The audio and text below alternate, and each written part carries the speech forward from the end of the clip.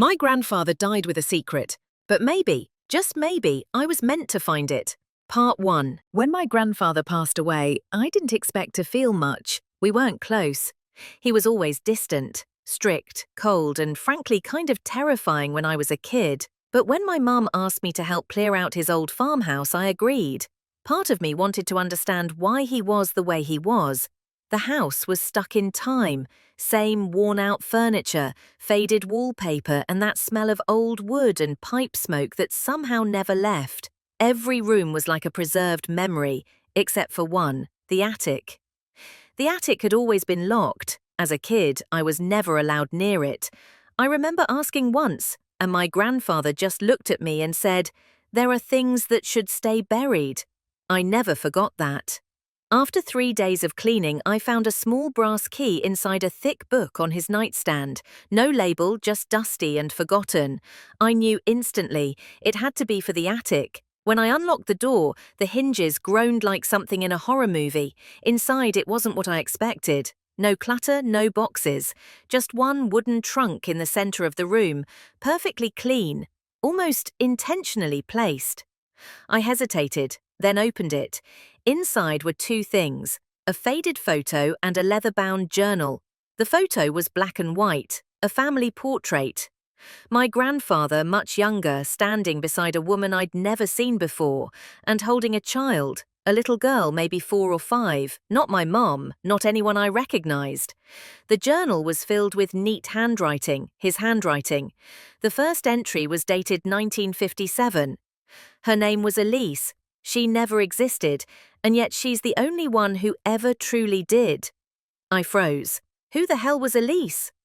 Over the next 2 hours, I read every word, and what I found unraveled everything I thought I knew.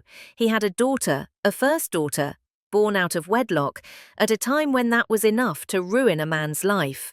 Her mother, Elise's, died during childbirth.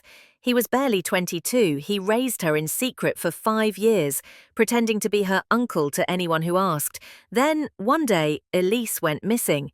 The police found her shoes near a riverbank. They never found her body. My grandfather died with a secret, but maybe, just maybe, I was meant to find it. Part 2. The journal described how he searched for months, how guilt consumed him. The entries became fragmented, obsessive. He wrote about dreams, Elise calling to him, standing at the edge of the woods.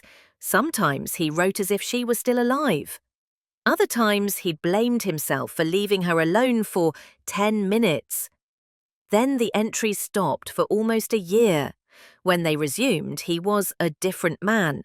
I buried her memories. I buried that part of me. I had to start again. But some nights I still hear her laugh in the attic. I was shaking. I didn't know whether to believe it.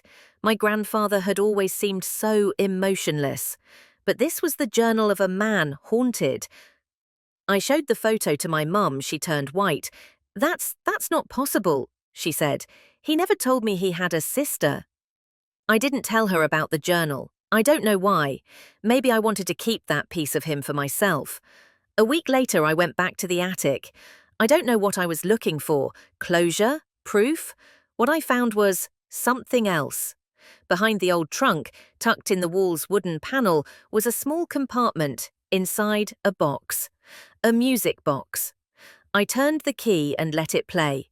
The tune was soft, familiar, too familiar. I'd heard it before, as a child, in this house when I was playing in the hallway. I remember hearing that song.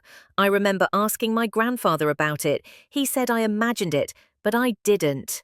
And as I stood there, the music playing softly in the dim attic, I swear, I felt something brush past me. Cold, gentle, like a child's hand. The attic light flickered, just once, and the box stopped playing. I don't tell people this part, not even my mom. Some things really are too strange to explain. But since that day, I started dreaming of Elise, not as a ghost, as a child, laughing, running, singing that tune. It's always the same dream. And in it, she's not sad, she's not angry. She just wants to be remembered.